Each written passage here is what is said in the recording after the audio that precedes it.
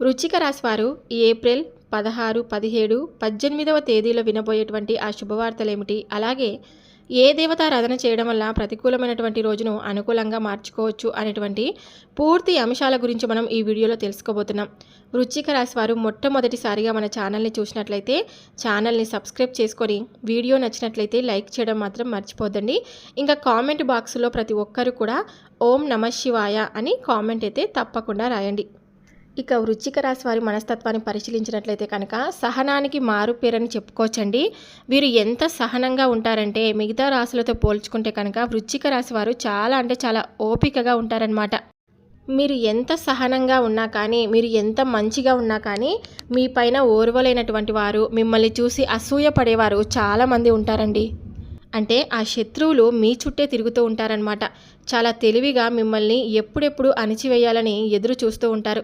కానీ మీరు సహనంతో ఎప్పుడు కూడా ఉంటారు కాబట్టి ఆ దైవానుగ్రహం కూడా మీకు ఎప్పుడు కూడా అనుకూలంగా ఉందండి. వృశ్చిక రాశి వారి రాశి చక్రంలో 8వ రాశి, ఈ రాశికి అధిపతి కుజుడు. ఇంకా వీరికి వ్యయం అనేది 2, ఖర్చులు అనేవి కొంచెం ఎక్కువగా ఉంటాయన్నమాట. అంటే సంపాదించిన దానికన్నా కూడా మీరు ఖర్చు అనేది ఎక్కువగా ఉంటుందండి. ఇంకా సేవింగ్ చేయాలనుకుంటారు కానీ ఆదాయం ఏంటంటే 2 రెట్లు మాత్రమే చేయగలుగుతారు. అలాగే ఆరోగ్యం అనేది కూడా 3. అనారోగ్యం ఏమీ లేదు. ఆరోగ్యపరంగా అయితే మీరు పుష్కలంగానే ఉన్నారండి. అనారోగ్య స్థితుల నుంచి కొంచెం అంటే రానట్లుగా వచ్చి వెళ్ళిపోతూ ఉంటాయన్నమాట. వాటి పట్ల మీకు పెద్దగా అయితే ఇబ్బంది అనేది ఉండదు. ఇక సంతోషం విషయానికి వస్తే సుఖ దుఃఖాలు రెండింటిని సమానంగా స్వీకరిస్తారనమాట. ఇక మనం చెప్పుకోవచ్చు అంటే ఏంటంటే రాజ్యపూజ్యం 5, అవమానం అయితే 6 అండి. మీకు గౌరవం కన్నా కూడా అవమానమే ఎక్కువగా ఉంది కాబట్టి ఇది కూడా కాస్త జాగ్రత్తగా మీరు గుర్తుపెట్టుకోండి. అలాగే మీకు గురుబలం కూడా బాగుంది. గురుబలం వల్ల మీకు ఏంటంటే అనుకున్న పనులు అనుకున్నట్లుగా జరగడానికి అవకాశం అనేది ఉంది. అంటే గురుగ్రహం యొక్క పనులు ఏవైతే ఉన్నాయో అనుగ్రహం అయితే పుష్కలంగా ఉంది. కాబట్టి వృశ్చిక రాశి వారి విషయానికి వస్తే మనసు అనేది వెన్నపూస లాంటిదండి. చాలా మంచిదనం అంట. వీరికి ఎప్పుడు కూడా అందరూ బాగుండాలి, అందులో మనం ఉండాలి అనుకొని ఆలోచించేటువంటి మనస్తత్వం ఎక్కువగా ఉంటుందన్నమాట. ఆ భగవంతుడి యొక్క ఆశీర్వాదం అనేది వీరి మంచి మనసు వల్ల వీరి మీద పుష్కలంగా ఉండి వీళ్ళకి ఎప్పుడు కూడా అనుకూలమైన పరిస్థితులు ఏర్పడుతూనే ఉంటాయి. ఇంకా చెప్పాలంటే వీరు ఎదురుగా వచ్చి ఎవరైనా బాధపడితే వారికి ఉన్న దాంట్లో ఆలోచించకుండా సహాయం అనేది చేస్తూ ఉంటారనమాట. ఇంకా దాన ధర్మాలు ఇలాంటివి కూడా మీకు చేయడం వల్ల ఏంటంటే మీ జాతకం పరంగా ఉన్నటువంటి కాస్తో కూస్తో ఏదైనా దరిద్రం ఉన్నా కూడా వెళ్ళిపోతుంది. కాబట్టి కాస్త అప్పుడప్పుడు కూడా మీకు తోచినంత వరకు మీ స్తోమత ఉండి ఇవ్వగలిగినంత వరకు దాన ధర్మాలు అయితే కూడా మీరు చేస్తూ ఉండండి. అలాగే మీకు ఉండేటువంటి నిష్కల్మైనటువంటి మనస్సు వల్ల అంటే మీ మనసులో ఎటువంటి కల్మషం అనేది ఉండదు. ఎవరి మీద కూడా ఎదుటివారు మీకు నష్టం చేశారని తెలిసినా కూడా దానికి తగ్గ జాగ్రత్తలు మీరు తప్పకుండా ఎదుటివారు అంటే తీసుకుంటారనమాట. వారిని అప్పటికప్పుడే మందలిస్తారు, కోపడతారు, అంతవరకే ఉంటుంది.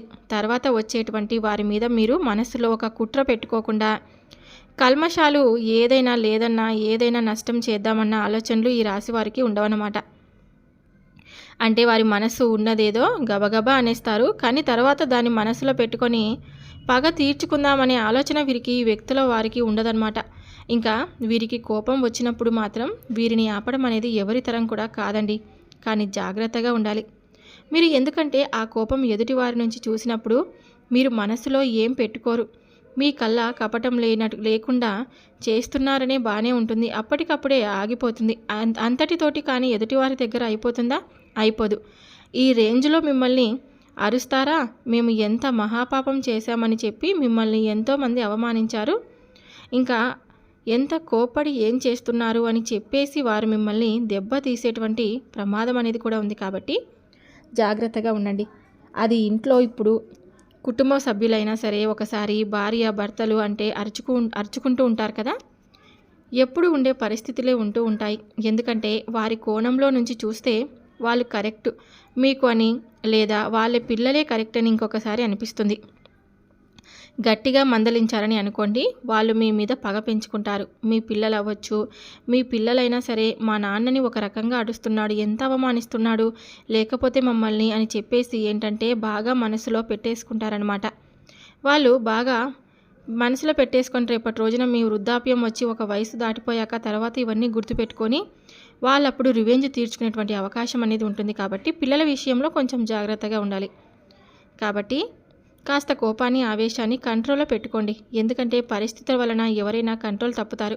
ఒకసారి సహనం అనేది పూర్తిగా తప్పించినట్లుగా వాళ్ళే తప్పిస్తారు. మన కుటుంబ సభ్యుల వల్లే మనం చాలాసార్లు కంట్రోల్ తప్పుతాము. అయినా సరే అది ఎదుటి వారికి నచ్చదు. కాబట్టి అన్నీ మనం సర్దుకుపోవడం ఒకటే కదా మిగిలింది.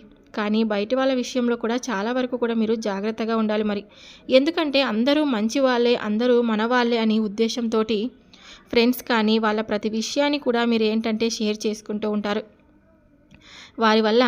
దానివల్ల మీకు ఏంటంటే నష్టపడేటువంటి అవకాశాలు కూడా చాలా ఎక్కువగా ఉన్నాయని చెప్పుకోవచ్చండి. ఎందుకంటే ఆల్రెడీ మీరు గతంలో ఇట్లా ప్రతి విషయం కూడా మీరు చెప్పే విషయము ఏదైనా కానీ చెప్పకూడదని మనుషులకు మన ఫ్రెండ్స్కే కదా, వీళ్ళు మనలాగే మనుషులే కదా, మన బంధువులే కదా అని మనము అనుకుంటూ ఉంటాము అని చెప్పేసి అన్నీ చెప్పి మీరు నష్టాల పాలవుతారు. అసలు వాళ్ళు ఎవరన్నది కూడా మీకు ఐడియా ఉంటుంది.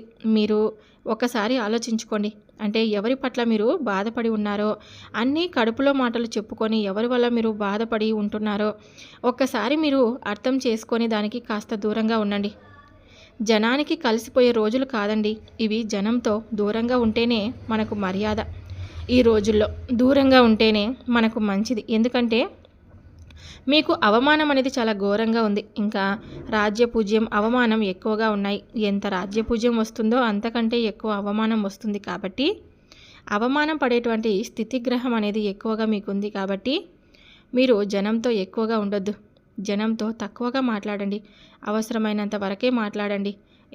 తక్కువగా ఉచిత సలహాలు ఇచ్చి ప్రతి విషయాల్లో జోక్యం చేసుకోవడం అంత మంచిది కాదు. సర్దుబాటు చేయాలని అనుకోవడం ఇట్లా ఏదీ వద్దు. ఎందుకంటే ఎవరి పిచ్చోళ్ళు కాదు. ఈ రోజుల్లో మనం సలహాలు ఇచ్చినా కూడా ఎవరు తీసుకోరు. తీసుకుంటున్నట్లు నటిస్తారు జస్ట్ అంతే. కాబట్టి ఒకరికి సలహాలు ఇచ్చే రోజులు కాదు ఇవి. వాళ్ళకు అన్నీ తెలుసు. కాబట్టి మన పని మనం చేసుకోవడం కన్నా ఉత్తమం ఇంకొకటి లేదని చెప్పుకోవచ్చు. వీటిలో తలదూర్చి మనం ఇరుక్కుపోయేటువంటి పరిస్థితులు అనేది ఉంది. జనం ఏంటంటే ఇప్పుడు తీసుకునేటువంటి రోజులైతే కాదు. మనల్ని ఎప్పుడెప్పుడు ఎదురు తిరిగి నన్ను అంటావా అని మనల్ని డిమాండ్ చేసే జనంతోటి అవమానం అనేది మనకి ఎక్కువగా ఉంది. అలాగే మీ రాశి పరంగా మీకు ఏంటంటే నిగ్రహం కూడా మీకు అనుకూలంగా లేదు. అంటే కొంతవరకు ఇబ్బందులు వచ్చేటువంటి అవకాశం ఉంది. కాబట్టి పరిహారాలు చెప్తాను. దానివల్ల మీరు బయటపడే అవకాశం అనేది ఉందా అని చేసుకోవడం వల్ల. అలాగే మీకు ఖర్చులు కూడా ఎక్కువగా ఉన్నాయన్నమాట. మనం చూసినట్లయితే వ్యయం వచ్చేటువంటి ఆదాయం ఎంతుందో ఖర్చు కూడా అంతే ఉంది. మీరు అప్పులు కూడా చేయాల్సినటువంటి పరిస్థితి అన్నమాట. అంటే సంపాదన ఏమో తక్కువ, ఖర్చులు ఎక్కువ. అంటే ఇవి సరిపోక మీకు అప్పులు చేసి కుటుంబాన్ని జరుపుకోవాల్సినటువంటి పరిస్థితి అన్నమాట. మరి అప్పులు లేని జీవితం గడపాలంటే మనం జనాలతో ఎక్కువ ఉండకూడదు. ఏది కూడా మితంగా ఖర్చు పెట్టకూడదు. ఉన్న దాంట్లోనే సర్దుకుపోవాలి. మళ్ళీ అసలు బాకీ అనేది చేయకూడదు. ఏంటంటే కాస్త ఖర్చులు తగ్గించుకునేటువంటి ప్రయత్నాలు అనేది చేయండి. లేకపోతే చాలా ఇబ్బంది పడేటువంటి అవకాశాలు అయితే కనిపిస్తున్నాయన్నమాట. ఇప్పుడు మరి అవసరం అనుకుంటే ₹1 ఖర్చు చేయండి. ఏముందిలే, ఇప్పుడు మనం ఇప్పుడు బట్టలు కొనుక్కోవాలనుకోండి, ఇప్పుడు అవసరమా, డబ్బులు లేవు కదా అని మీ మనసును సర్ది చెప్పుకోండి. ఇలాంటి ఆలోచనలు చేసినప్పుడే కదా మనకు వృధా ఖర్చులు అనేది ఉండవు. అత్యవసర పరిస్థితుల్లో మాత్రమే డబ్బు ఖర్చు పెట్టడానికి ముందుకు రండి. అలానే మీ ఖర్చులను తగ్గించుకోవడం, మీ సంపాదన పెరిగేటువంటి ఆదాయం పెరిగేటువంటి ఆలోచనలు చేయడం, అవకాశాలను ఎదురు చూడడం చేస్తూ ఉండండి. అప్పులు వదిలించుకునేటువంటి అవకాశం అనేది ఉంది. కాబట్టి మీ చేతుల్లోనే ఏదైనా ఉంది. మన పరిస్థితి బాగా లేనప్పుడు మనకు ఎవరు కూడా సహాయం అనేది చేయరు. తప్పకుండా మన పరిస్థితిని మనమే చూసుకోవాలి. ఎవరు కూడా మనము ఒకరి ముందు చేయి చాచి అడిగినప్పుడు అసలు ఇవ్వరు. కానీ మన దగ్గర ఉన్నప్పుడు మాత్రం ఎగబడి మన దగ్గరికి అందరూ కూడా వస్తుంటారు. అది ఏంటో ఈ కాలమే అంత. కాబట్టి ఉన్న దాంట్లోనే ప్రశాంతతను వెతుక్కొని ఉన్న దాంట్లోనే సంతృప్తిగా ఉండండి. మీకు అవమానం ఎక్కువగా ఉంది, రాజ్యపూజ్యం కూడా ఉంది. రెండిటిని సమానంగా ఉంది. కాబట్టి మీరు తప్పకుండా రాజ్యపూజ్యం కన్నా అవమానమే ఎక్కువ ఉంది. కాబట్టి మీరు కొంచెం అవమానం అయ్యే విధంగా ఉంటుంది. కాబట్టి జాగ్రత్తగా ఉండండి. ఇంకా ఎప్పుడు కూడా అంటే శివనామ స్మరణ చేసుకుంటూ ఉండండి. 108 సార్లు శివుడి జపం చేసుకుంటూ ఉండండి. ఓం నమః శివాయ అని 108 సార్లు అనుకుంటూ ఉండండి. ఇంకా లలితా సహస్రనామాలు కూడా చదువుతూ ఉంటే మీకు రేపటి రోజున అంటే 16, 17, 18 తారీఖులలో చాలా అనుకూలంగా ఉంటుందన్నమాట. ఇంకా వృత్తి, విద్య, ఉద్యోగ వ్యాపారములలో అన్నీ కూడా మీకు లాభదాయకంగా ఉంటుందండి. ముఖ్యంగా మీరు కెరీర్కి సంబంధించి ఏదైతే జరగాలని అనుకుంటున్నారో వాటి నుంచి కూడా మీకు మంచి ఆదాయం అయితే తప్పకుండా లభిస్తుందన్నమాట. అంటే మంచిగా ఏదైనా కానీ మీరు బిజినెస్ స్టార్ట్ చేయాలనుకుంటున్నారో వాటి నుండి మీకు తప్పకుండా ఒక మంచి ఫలితం అయితే లభిస్తుందన్నమాట. తప్పకుండా నేను చెప్పినటువంటి విషయాలన్నీ మీ అందరికీ నచ్చుంటాయని అనుకుంటున్నానండి. మీరు ఎవరినైనా కానీ నమ్మేటప్పుడు 1కి 2 సార్లు ఆలోచించి మీరు వారు మంచివారా చెడ్డవారా అని ఆలోచించి వారితో స్నేహం చేయడం కానీ వారితో ఉండడం కానీ అలాంటి పనులు చేస్తూ ఉండండి. కొత్త వ్యక్తులకు మీ విషయాలు ఏవి కూడా షేర్ చేసుకోవద్దు. చూశారు కదండి వృశ్చిక రాశి వారికి మీరు రేపటి యొక్క దిన ఫలితాల ప్రకారం ఎలా ఉండాలి ఎలా ఉండకూడదని. వీడియో మీ అందరికీ మనస్ఫూర్తిగా నచ్చినట్లయితే తప్పకుండా లైక్ చేయడం మాత్రం మర్చిపోద్దండి. ఛానల్ని సబ్స్క్రైబ్ చేసుకొని సపోర్ట్ అయితే ఇవ్వండి. Thank you for watching.